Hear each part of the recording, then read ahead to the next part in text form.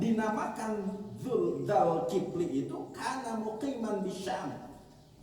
Beliau ini Nabi Dzulkifli adalah mukim, tinggal di Syami, di negeri Syam, muddata umrihi, selama hidupnya, hatta mata, sehingga beliau meninggal dunia, wa kana umruhu khamsan wa sab'ina, umurnya itu adalah khamsan wa sab'in, 75 sanatan tahun. Oh ya, jadi Nabi Dzulkifli ini tinggal di negeri Syam selama hidupnya sampai wafatnya, sedangkan umurnya berapa? 75 tahun. Wa kana qabla Syu'aib, dan Dzulkifli ini qabla Syu'aib, sebelum Nabi Syu'aib alaihi salam. Nah, itu Pak kedudukan Nabi Dzulkifli. Jadi Dzulkifli ini apakah Nabi Dzulkifli, apakah Ilyas, bisa juga Yusha, juga dikatakan tadi Hazqil.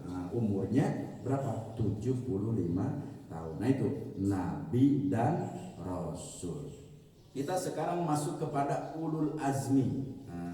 Jadi di antara mereka itu adalah ulul azmi. Ulul azmi itu adalah minhum, di antara mereka khamsatun, ada 5. Fayajibu, maka wajib, ayya'lama, mengetahui, tartibihim, urutan mereka, fil afdoliyati, dalam keutamaannya.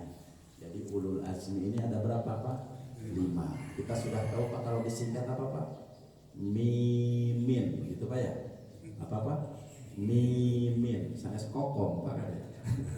Mimin itu apa? 1 Muhammad, I-nya Isa, kemudian Musa, Ibrahim, kemudian N-nya Nuh. Jadi untuk menghafalkan mereka yang termasuk ulul azmi, tinggal emut saja kasih apa? Mimin. Nah, cina si mama patenya bakwe mimin, jadi curiga bojona tuh, gitu ya. 1 Muhammad, kemudian Isa, M-nya ketiga Musa, Ibrahim, dan Nuh. Nah, itu mimin. Li'annahum, sesungguhnya mereka, laisu fi martabihim wahidah, tapi tidak urutan yang satu. Wal muradu, maksud dari azmi di sini, itu kan, jadi apa sih maksud dari ulul azmi ini? Wal muradu bil azmi huna, yang dimaksud dengan azmi huna adalah as-sabru, kesabaran mereka di dalam menyampaikan risalah dari Allah Subhanahu wa ta'ala. Di antara para nabi yang usianya paling panjang itu siapa Pak? Nabi Nuh alaihi salam. Itu diceritakan hampir 900 lebih Pak. Ya, siapa? Nabi Nuh alaihi salam. Cuma yang beriman kepada Allah hampir berapa persen Pak ya? Termasuk anaknya sendiri siapa?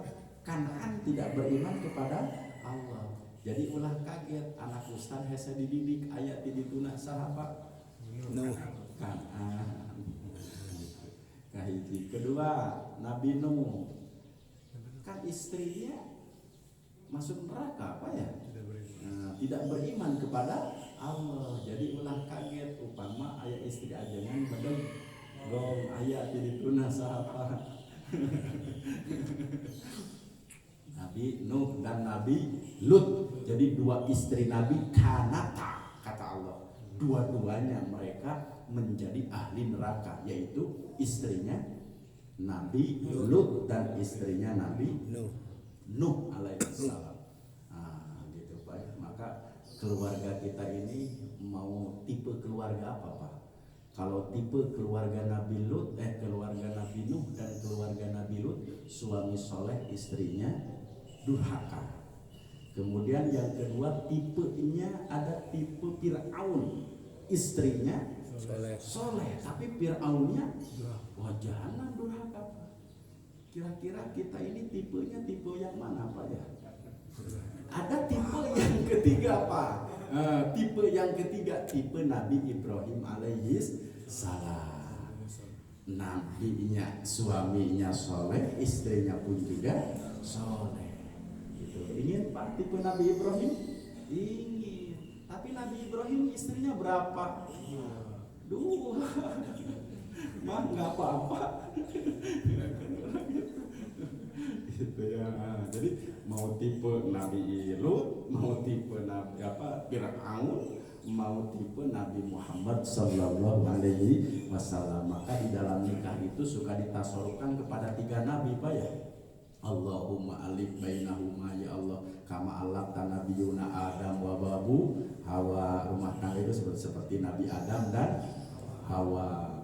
Allahumma alif bainahuma ya Rabb kama alaqta nabiyuna Yusuf ma Siti Zulaiha. Yusuf dengan Siti Zulaiha. Wah, luar biasa. Kemudian yang ketiga, Allahumma ya Allah alif bainahuma, alif teh himpun keduanya seperti engkau telah menghimpun Nabi Yuna Muhammad sallallahu alaihi wasallam ma'a Siti Khadijah al-Kubra. Itu Pak tasarrufun nikah, sehingga mengarah kepada contoh dari para nabi. Nah, kenapa dikatakan ulul azmi? Huna disebutkan di sini as-sabr. Luar biasa sekali kesabaran atas mereka. Wa tahammalal masyaq, menanggung beban yang sangat berat. Jadi menanggung resiko yang sangat besar sekali. Gitu kan? Bagaimana tidak besar Pak? Nabi Ibrahim kan harus dibakar Pak ya, oleh siapa?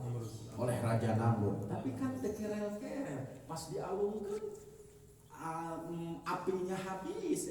Nabi Ibrahim apa? Keluar dari apa?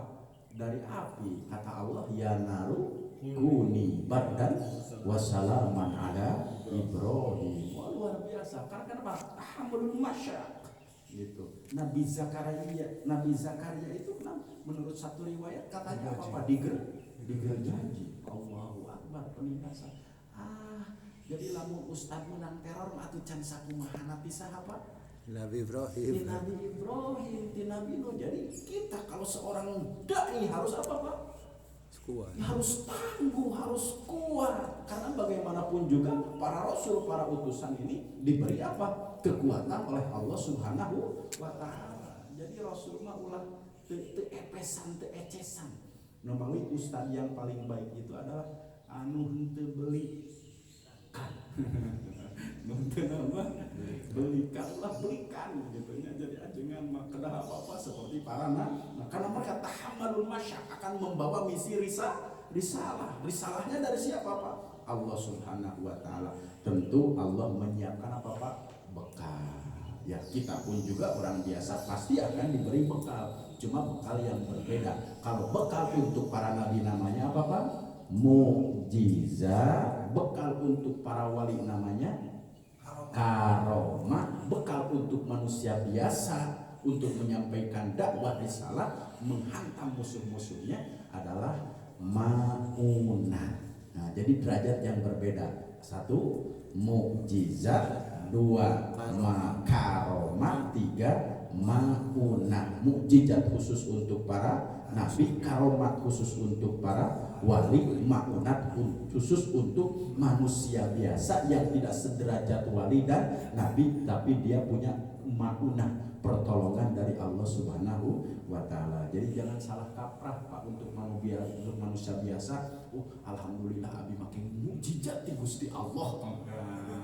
Tidak boleh Pak. Mukjizat mah khusus untuk para nabi. Tahammulul masyaq awil hasan kama fasaro bi Ibnu Abbas, sebagaimana telah ditafsirkan oleh Ibnu Abbas fil ayati, di dalam ayat fa'afdaluhum sayyiduna Muhammad pas sayyiduna Ibrahim. Pertama yang termasuk ulul azmi itu adalah pertama adalah sayyiduna Muhammad, nabi tuan kita Muhammad sallallahu alaihi wasallam. Pas sayyiduna Ibrahim, urutan yang kedua adalah Nabi Ibrahim. Pas sayyidina Musa, urutan yang ketiga adalah Nabi Musa. Pas sayyiduna Isa, urutan yang keempat adalah Nabi Isa. Pas sayyiduna Nuh, dan yang terakhir adalah Nabi Nuh shalawatullah wassalamu alaihi ajma'in. Nah, itu Pak kaitannya dengan apa? Mimin, Muhammad, Ibrahim, Musa, Isa, Nuh. Itu Pak urutannya ya. bitartibihim, ini dalam tartib. Mimin, Muhammad, Ibrahim, Musa, Isa, Nuh. Wa yalihim bil afdaliyati baqiyatur rusul summa baqiyat, dan selanjutnya yang paling utama adalah baqiyatir rasul, sisanya dari rasul. Summa, jadi urutan yang pertama adalah ulul azmi, kemudian para rasul, kemudian para nabi. Makanya di dalam hadharah harus berurut yang paling atas dulu Pak ya. Itu yang suka hadharah.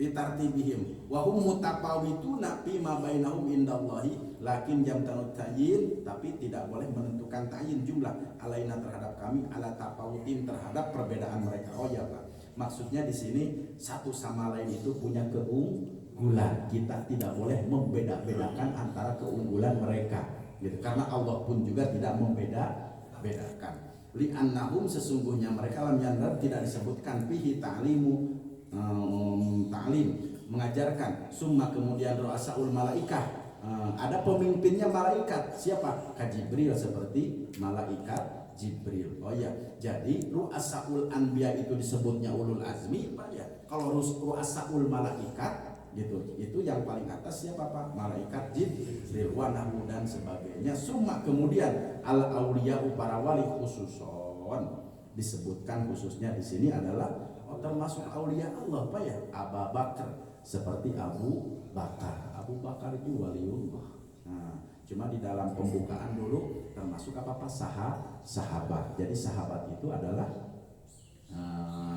mereka yang semasa pada Nabi Muhammad, kemudian meyakini kepada kerasulan Nabi Muhammad Sallallahu Alaihi Wasallam, itu disebut sahabat. Tapi kalau tidak meyakini kepada Rasul mah tidak disebut sahabat. Contoh siapa? Abu Lahab, Abu Jahal, kade ulah disebutkan sahabat siapa? Rasulullah. Masalah meskipun semasa dan sehidup. Makanya kan disebutnya itu kupur apa Pak? Kupur inat ya. Ya, kupur inat itu mereka yang hidup semasa tahu Nabi tapi tidak mau iman kepada Nabi, itu kupur inat. Beda dengan kufur nifak dan kufur mutlak. Dulu sudah disebutkan ya, ada kufur mutlak, ada kufur inat, ada kufur nifak. Kemudian yang terakhir ya kufur nikmat. Nah itu Abu Bakar wa baqiyatus sahabatil hadis, dan selanjutnya adalah para sahabat li hadisi. Sebutkan innallaha ta'ala ashabi, sesungguhnya Allah Ikhtaro telah memilih ashabi sahabatku alal alamin, atas semesta alam, siwan nabiyyin, kecuali para nabi wal mursalin dan para utusan, summa awamul malaikat, kemudian keumuman para malaikat, summa awamul bashar, kemudian umuman manusia, bil khalqi, di dalam penciptaan, atau litarti urutan al waqi, yang nyata, bi tahqiqi makna risalah, dalam memaknai hakikat risalah. Fa innallaha, sesungguhnya Allah Ta'ala arsalal malaikah, mengutus para malaikat, ila rusuli, kepada para rasul. Jadi dalam urutan harus malaikat dulu, itu Pak ya.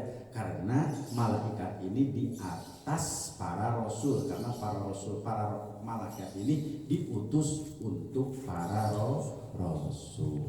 Nah, itu kaitannya dengan Arabi'uha. Yang keempat, iman kepada Rasul. Cukup Pak?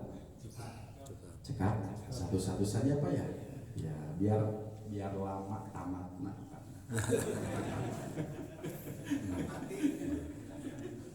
Ya biar lama tamat gitu ya. Nah itu cukuplah Rabi'uha yang pertama. Nah itu kaitannya dengan para nabi. Kita lanjutkan Pak. Sebentar lagi, ada 10 menit lagi hadisnya. Atau ada yang ditanyakan dulu Pak dari para rasul dan para nabi? Insya Allah lebih jelas mungkin. Menyusul Pak ya.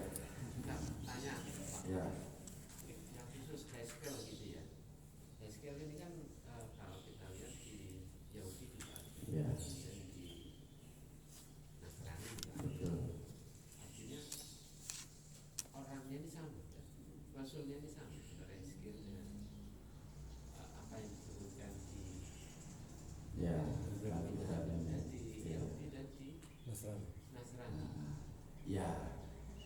Tentu Pak, antara apakah nabi itu sama dan tidak, tentu kan kaitan dengan kepribadiannya saja yang perlu kita yakini. gitu. Nah, artinya apa? Jika memang yang diseru, yang didakwahnya adalah orang-orang Yahudi, mereka tidak beriman, yang salah bukan nabinya. Karena nabi itu pasti tersifati oleh sifat yang wajib bagi dirinya. Itu saja sebetulnya. Lebih apakah mereka diutus kepada Yahudi atau diutus kepada yang lain, kaitannya dakwah risalah kan hanya menyampaikan saja. Toh mereka mengikuti ataupun tidak itu terserah diri mereka sendiri. Yang penting seorang nabi tidak terlepas dari sifat yang wajib bagi dirinya, yaitu sidik, tabligh, amanah, patonah. Itu saja mungkin untuk mensikapi keumuman semua para nabi. Karena bagaimanapun juga kan yang diseru ada yang beriman, ada yang tidak beriman. Jangan-jangan yang tidak diketahui, yang diketahui saja seperti siapa Pak? Nabi yang lari itu kemudian masuk ke kapal dan tenggelam itu yang siapa? Nabi Yunus.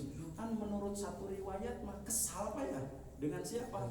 Dengan kaumnya yang sudah siang malam menyeru tidak mau beriman. Sehingga Nabi Nuh saja mengatakan da'autu qaumi lailan wa naharon, aku telah menyeru mereka kaumku lailan wa naharon, siang malam. Allahu Akbar. Nah itu Pak kaitannya dengan para nabi dan para utusan. Jadi lebih kepada mensikapinya sifat-sifat mereka yang wajib atas diri mereka, sidik, tabligh, amanah, patonah. Jadi kalau jumlah secara khusus di sini juga memang kan tidak disebutkan, hanya 25 dan 26 yang ditambah dengan Nabi siapa? Uzair gitu. Nah, selama ini kan tahu Pak Nabi Uzair? Tidak. Kemudian Nabi yang tahu mungkin Nabi Idris, Nabi siapa? Nabi Khidir mungkin ya, hanya dalam sejarah saja. Dikatakan dalam riwayat Nabi Khidir sekarang masih apa Pak? Masih hidup karena beliau meminum air apa? Air hayat katanya semasa dengan raja siapa Pak? Zulkarnain. Kan Zulkarnain ini seorang raja yang mau mencari tentang ma'ul hayat. Oh, dalam sejarah yang ketemu ma'ul hayat itu siapa? Nabi Khidir. Sehingga Nabi Khidir ini sampai sekarang beliau masih hidup dalam satu riwayat. Tapi di mana? Kemudian yang kedua kalau tidak salah yang masih hidup itu Nabi Ilyas ya. Nabi Ilyas gitu. Nabi Ilyas dalam satu riwayat Pak. Ya, Nabi Ilyas ya tentu. Kalau Nabi Idris dalam riwayat kan beliau diwafatkan oleh Allah Subhanahu wa taala karena mau masuk ke mana Pak? Ke surga, mau jalan-jalan cari surga. Masuk diizinkan oleh Allah masuk surga, kemudian sendalnya ditinggal di dalam. Kalau keluar kata malaikat Tambiris, oh sendal saya di mana Pak? Di dalam, diantosan ke malaikat di pintu surga tidak datang. Jadi dalam satu riwayat Nabi Idris ini sekarang masih di mana Pak?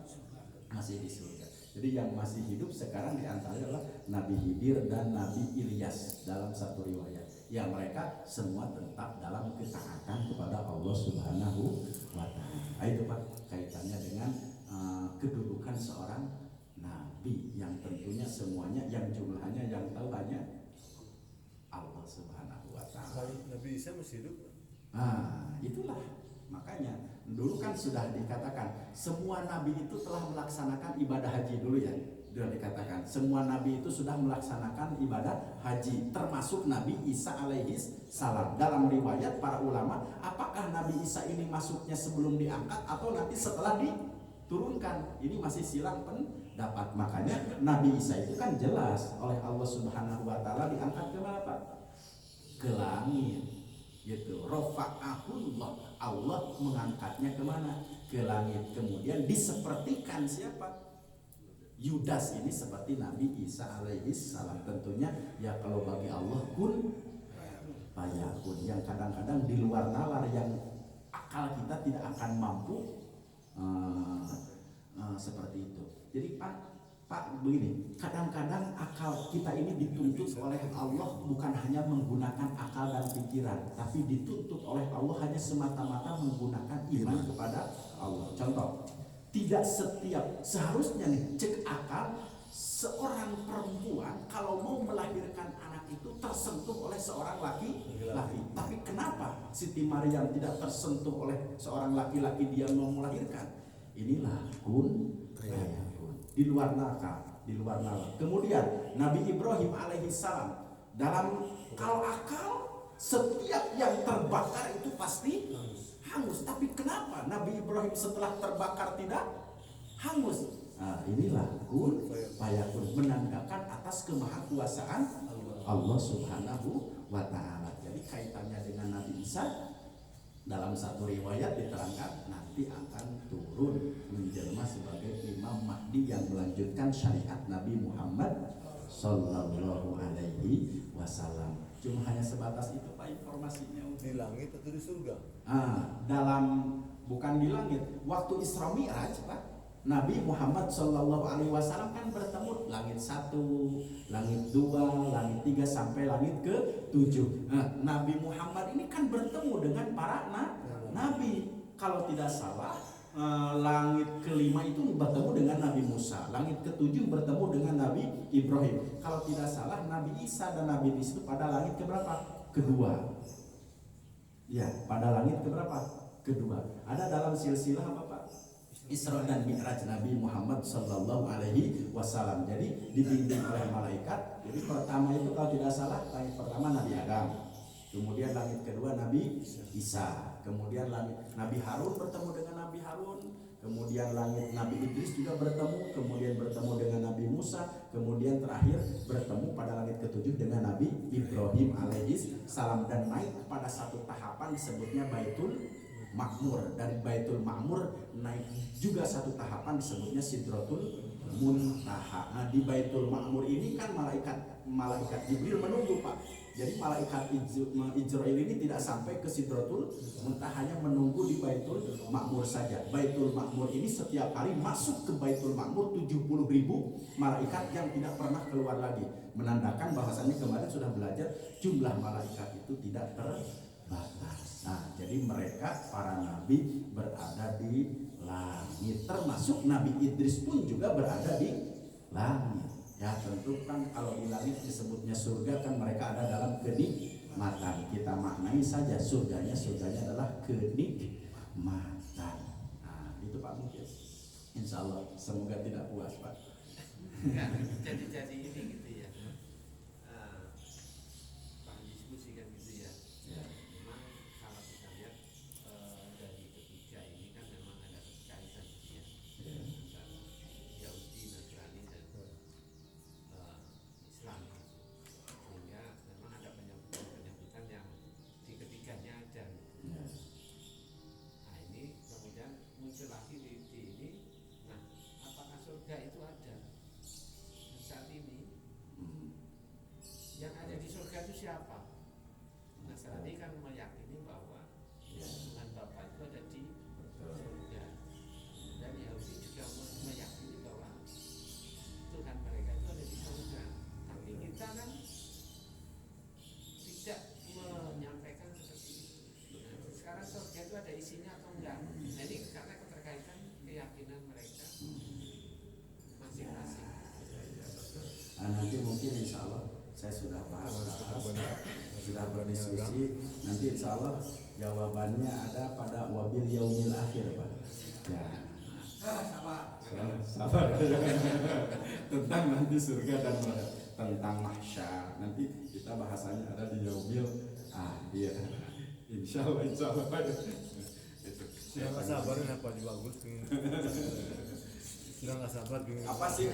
Apakah memang kita ini meyakini surga dan neraka, harus bertanya apakah sudah ada di dalam atas mereka? Nah, nanti insya Allah jawabannya mungkin kita runut saja seperti pendapat para ulama. Sabar. Tambah banyak juga tidak mau, tapi tidak sabar juga, jadi kena cobaan. Oke, selanjutnya satu saja Pak. Bismillahirrahmanirrahim. Qala Rasulullah sallallahu alaihi wasallam, "Idza kana waktul adzan," apabila telah tiba waktul adzan, waktu adzan. Tiba apa waktu adzan? Putihat, dibuka abwabus samai, pintu-pintu langit. Jadi Pak ya, jadi ada suara adzan, ada muadzin. Pak ya, yang kita jawab ini suara adzan atau suara muadzin? Muadzin. Jadi suara adzan makan tina kaset gitu Pak.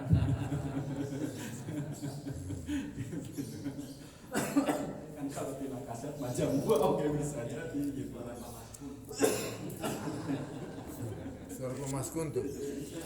Idza kana waktu adzan, jika tiba waktu adzan, pasti di awal waktu Pak ya. Waktu adzan pasti suka tanda tanya kalau adzan bukan pada waktunya. Kalau subuh berarti upami sanes dina waktu nana hatanginas teh atau kaberangan. Kan ada apa ya dalam satu riwayat kita cerita ini mah waktu adzan adzan tidak ada yang ke masjid gitu Pak ya. Adzan tidak ada yang ke masjid. Kemudian dia adzan salah mangsa Pak. Gitu. Enggak salah mangsa adzan nomor teh jam berapa? Jam 11. Waktu masyarakat teh kampung datang. Nah, cenah make adzan jam 11. Kan muadzin gampang. Nah, atuh hari jam 12 adzan tarada datang cenah jam 12 jam 11 nah rabul. Ini cenah adzan mah salah mangsa me ari ini kan datang ka masjid. Abwabus sama dibuka pintu-pintu langit wastujibat doa maka akan dikabulkan doa. Numawi Pak Punten Ali bin Abi Thalib tak kala mendengar suara muadzin Allahu Akbar makanan yang tersisa we diutahkeun Pak. Kita belum sampai ke arah sana. Kadang-kadang perjalanan ke masjid ini tidak lebih panjang dari sebatang rokok Pak ya. Betul tidak Pak? Buat yang ngerokok. Ya kan tidak lebih panjang hanya dari sebatang rokok. Mas ada Allahu Akbar kagok kagok ya. Kenapa ngalaman gitu? Kagok gitu. Jadi memang perjalanan ke masjid itu tidak sepanjang apa sebatang rokok. Allahu Akbar kagok saketik gitu. Ustujibat doa itu lebih kotor. Makanya adzan itu kena dilelewe katanya Pak ya. Maksud dilelewe teh sanes dilelewe jika urang ngalelewe batur maksud dilelewe tadi ikuti dijawab. Allahu Akbar Allahu Akbar Allah ya sampai akhir Pak ya kecuali pada hayya 'alas shalah apa la haula wala quwwata illa billahil aliyyil azim. Kemudian pada subuh kalau ada suara as-shalatu khairum minan naum maka jawabannya shadaqta wa bararta wa ana ala dzalika minasyahidin. As-shalatu khairum minan naum jangan dibalikkan gitu ya. An-naumu khairum minas shalah atau begitu as-salatu khairun minan naum sadaqta wa bararta wa ana ala dzalika minasyahidin wastujibat doa diijabah doa wa idza kana waqtul iqamati lam turadda da'watu jika tiba waktu qomat maka tidak akan ditolak doanya. Maka waktu ijabah doa itu adalah antara adzan dan iqamah. Pakai di sana Pak sebaik-baik mungkin untuk bermunajat. Maaf di sebagian masjid aduh sungguh sangat khawatir sekali Pak ya. Ada antara adzan dan iqamah itu masih keneh ngobrol.